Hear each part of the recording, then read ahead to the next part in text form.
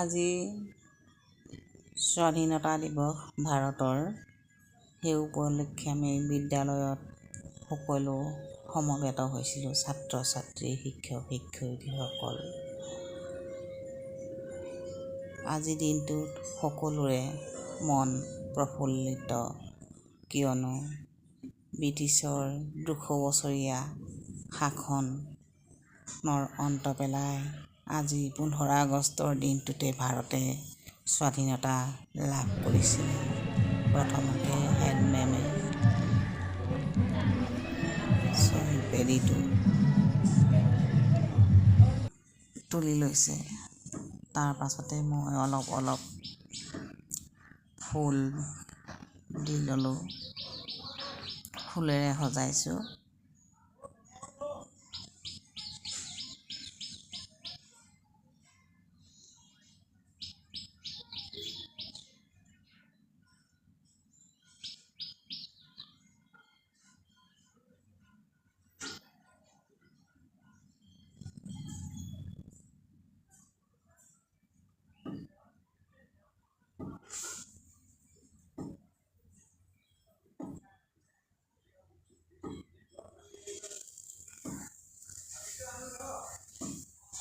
ধুনীয়াকৈ সজাই দিলে বহুত ভাল লাগে।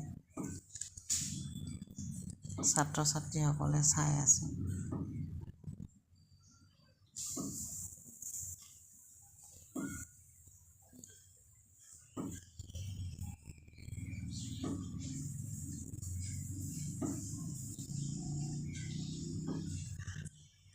মেমে ৰাতিপুৱাই আহিছে, পানী খাইছে।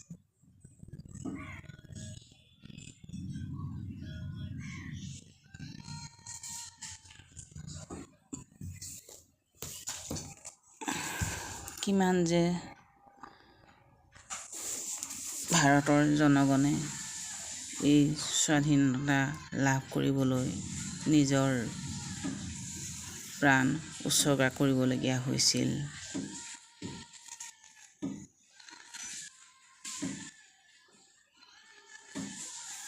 কিমানজন লোক পিতৃহাৰা হৈছিল, কিমানজন স্বামীহীনা হৈছিল। স্বাধীনতা দিৱসৰ উপলক্ষে বিদ্যালয়ত বিভিন্ন প্ৰতিযোগিতা পতা হৈছিল। Art competition, art and craft, quiz আদি বিভিন্ন ধৰণৰ কম্পিটিশ্যন অনুষ্ঠিত হৈছিল। ছাত্ৰ ছাত্ৰীসকলে বহুত মনোযোগেৰে অংশগ্ৰহণ কৰিছিলে। সিহঁতৰ মাজত উৎফুল্লিত, এয়া আমি স্বাধীনতা দিৱসৰ সংকল্প দিৱস লৈছিলোঁ ছাত্ৰ ছাত্ৰীসকলৰ মাজত। এয়া কুইজ কম্পিটিশ্যন হৈছিলে ছাত্ৰ ছাত্ৰীসকলৰ মাজত। এই আৰ্ট এণ্ড ক্ৰাফ্টত পোৱা ছাত্ৰ ছাত্ৰীসকল পুৰস্কাৰ পাইছিলে। ইমান ধুনীয়াকৈ কৰিছে ন, সিহঁতৰ হাতৰ কোমল পৰশত ধুনীয়া বস্তু সিহঁতৰ হাতত ফুটি উঠিছিল। এইবিলাক তেওঁ ছাত্ৰ ছাত্ৰীসকলে কৰিছে। এইবিলাক পুৰস্কাৰবিলাক ছাত্ৰ ছাত্ৰীহঁতক দিবলৈ সজাই থোৱা হৈছে।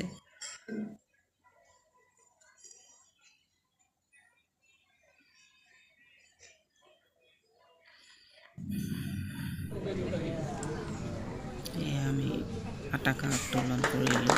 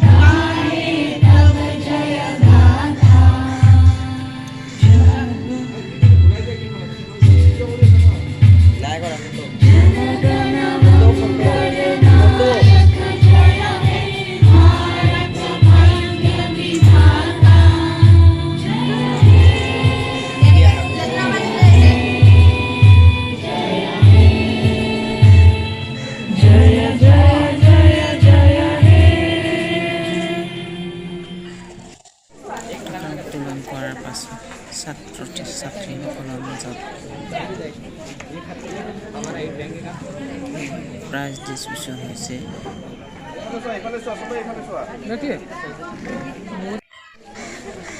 All the students are requested to come out. So there will be now prize distribution for the drawing competition. Class 1 student.